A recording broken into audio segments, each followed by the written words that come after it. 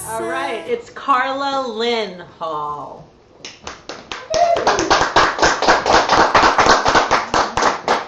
So I guess I'm going to just start with the song then? All right, I guess so. All right, here we go.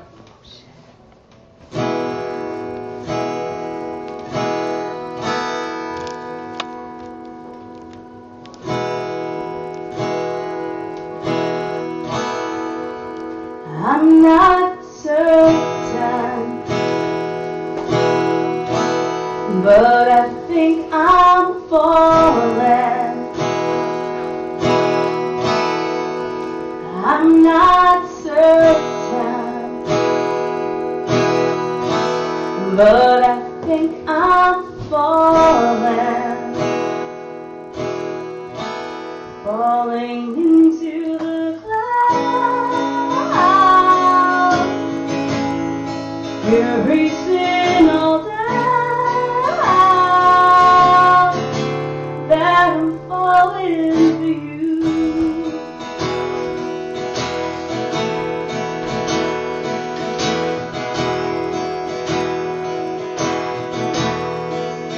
I'm avoiding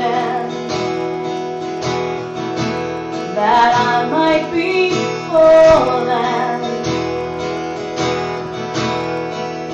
I'm avoiding that I might be falling into your arms, falling under your charm. Oh yeah, falling to you.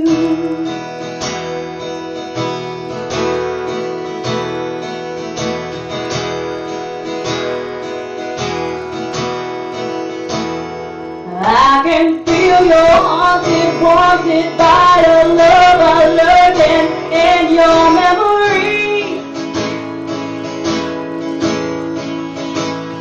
I can feel your hurting, but you're flirting, burning with the palms of melody. With me, I'm not certain, but I think I'm falling. I'm not certain, but I think I'm falling.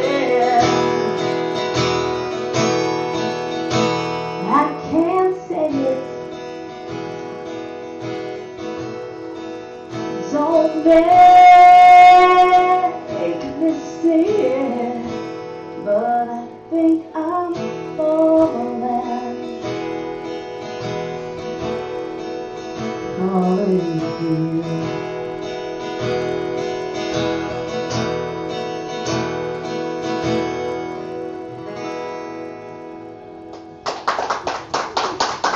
Thank you. So come sit next to me. Alright. Wow, that is the sweetest song. So who's it for? Oh, Grab it's your an hand. old song. It's So who was it for? oh gosh. Are you still talking to that person? No, I haven't.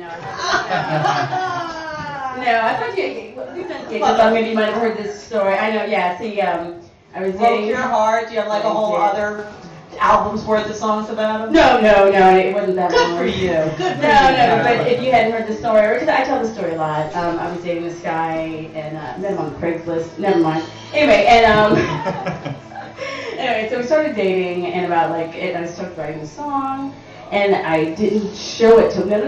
No, because that's just too much pressure. Yeah. So I didn't tell him. But then, like 3 months in, I got a phone call, not even in person, a phone call saying that he's getting back with his ex. Ah. So I got a bridge, and there's a song. So there you go. It was worth it for that. Good for you. Yeah, I know the ones I write on that. So You suck. I love that song. Most people seem to like that song. It's the one that gives me the most mileage. Yeah, Exactly. I think everyone has someone in their life that it's like, Oh, but it turns into different people. Doesn't that ever happen to you?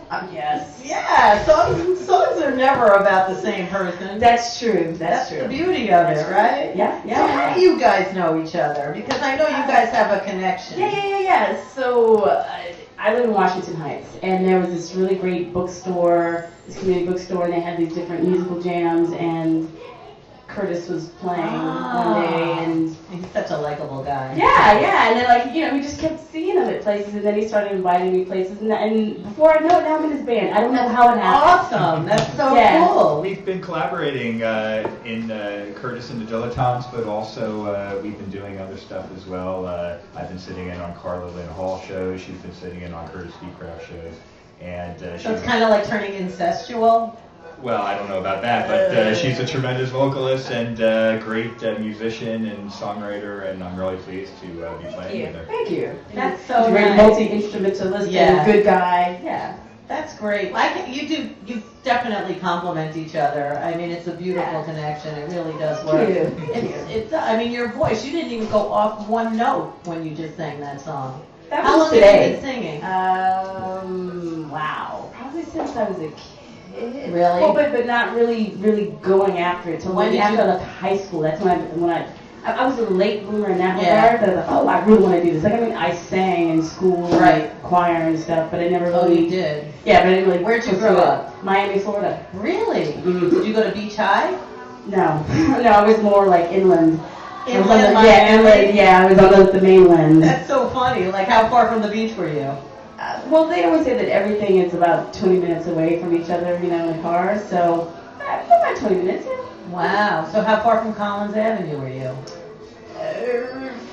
30 minutes. Okay. But my brother went to University of Miami, so I used to go down I went to there. University of Miami. You did? Yes, I Suntan did. U. That's what we used to call it. I have a T-shirt that says Suntan U. That's funny. Well, they have a really good music program. Ah. So, yeah. He didn't go for that.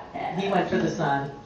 Yeah. Yeah, no, I actually had to work there. I mean, I remember the time I left there, I had He I was lived getting in migraine. 1969. Do you remember that dorm? Or there was a dorm? I'm pretty sure it was 69. Doesn't it figure? Oh, I'm sure you'd remember that. Exactly. I didn't even think of it until right now. Oh my God. Exactly. I know, but I used to visit him all the time. I bet. I know. Cricket club, jockey club. Did you ever go to these places? No. This was like heavy disco. I wasn't sheltered, I just didn't go anywhere. Yeah, Miami was like the disco. There was no South Beach then. Oh, so you're like predating South Beach even? Well, it was more like Miami Vice vintage. Okay, that makes sense. That makes sense. Miami Vice. Yeah, that's true. Wow. That's Did you watch them Yes, film I that? did. No, but I used to watch on TV, and the guys used to like to try to dress like them. The jacket and the t-shirt and the pastel, Totally Miami. sherbet-colored t-shirt. Yeah. Wow. So when didn't they have those like those little stores, those little like they were 7-Eleven farm stores or something? Yes, farm stores. Yeah. You could drive through and get a quart of milk. Just because you could, right? Yeah, and you know what? They have a Facebook page. Like if you lived in Florida in the 60s and 70s, then they have pictures of farm stores. That's when smoking wasn't such a bad thing. We would drive through for cigarettes usually. Exactly. That was when you were allowed to smoke, When smoking wasn't like a crime, you could smoke in restaurants, bars. I could never smoke now. Oh my God, I'd be so mad all the time. Yeah, because your clothes, You your can't hair, smoke. smelling I don't like care about the smell. I mean, come on. I would never become a smoker that cared if people smoke. I sometimes like that smell when I'm walking down the street and somebody's smoking next to me. I'm like, all the memories. Exactly. I know. Everybody's too clean. Oh, I like that vintage. I know. Did you ever smoke cigarettes? For a week, like What when grade? I was in 11th grade. I'm 11 years old. 11.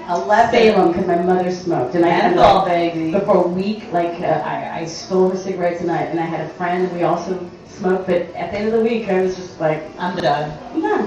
So I'm glad. So you want that to be your apricot? Oh no, I have. Oh, I got a good one for you. I got a good one. All right, let's hear it. Okay, my skeleton. I was once arrested in a nude beach. Oh, Nice. right. Okay, I'll take I'll take this next.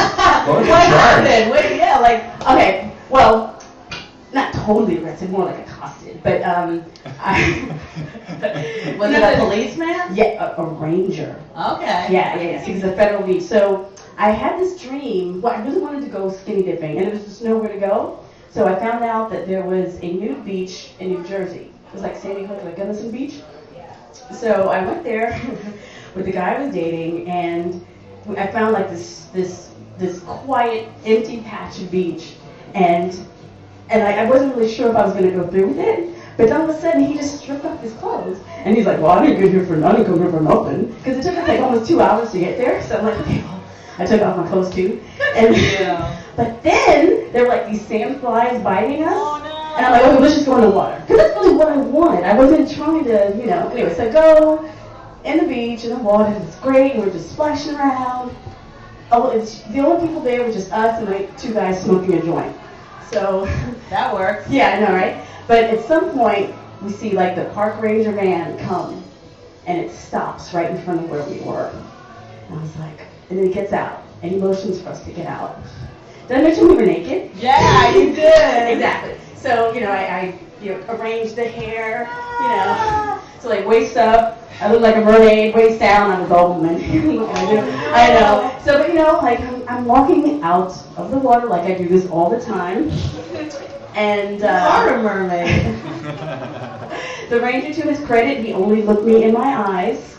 And That's what you think. yeah, I know. We got a whole way to watch me come up. But anyway, he basically said, I could give you 2 infractions. One, this is an unsupervised section of beach. And the other part is, this isn't the nude beach. Oh. He's like, that's the nude beach. And then there was a section where there were all these people. And I'm like, where the people are? I don't want to go there. But he let us go, and that's my story. That's hilarious. Wow. That was a nice ranger, too. He knew you were just like dumb people, right? Yeah, we didn't know. We were just kind of like, oh, this is the nude beach. Yeah, well, it was private. So what happened to the guys smoking a joint? They laughed their asses off at us. And I was just right there, like, just yards away, and I couldn't believe it. I'm like, I was the naked on it. No.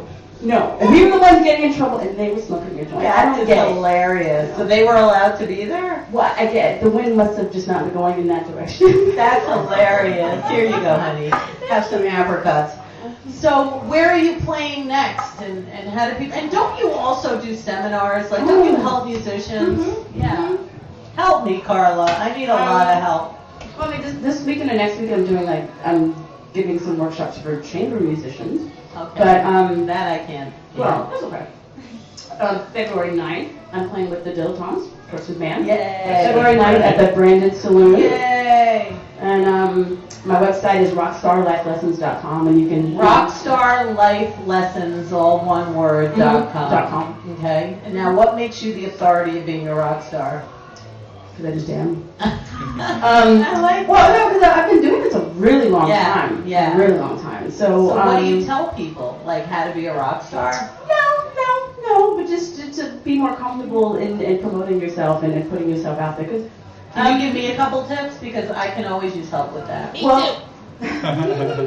Well, I mean, one thing that you're already doing is like the whole consistency vibe. Like when you find some kind of vehicle for yourself, whether it's performing or doing an online show or a blog or a video blog, whatever that is, you want to be consistent about it. Sometimes I think people get ideas and they're like, oh, I'm going to do this, and then, or they come up with some complex marketing strategy that they can't really keep up.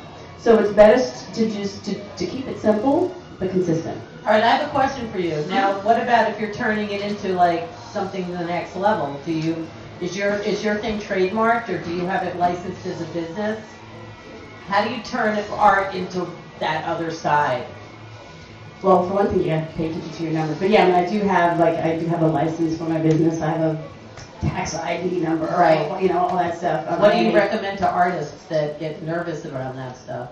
To pay attention, to really be aware, because I think a lot of times people make mistakes when they're like kind of afraid, like, no, I don't want to think about it, I just want to work with my music, right? They're laughing, they know. Yeah, but exactly. It's like you really have to say, okay, you have to look at your bottom line. Okay, did I make any money at this? Right. Did I not make any money at this? Did anyone come to my show?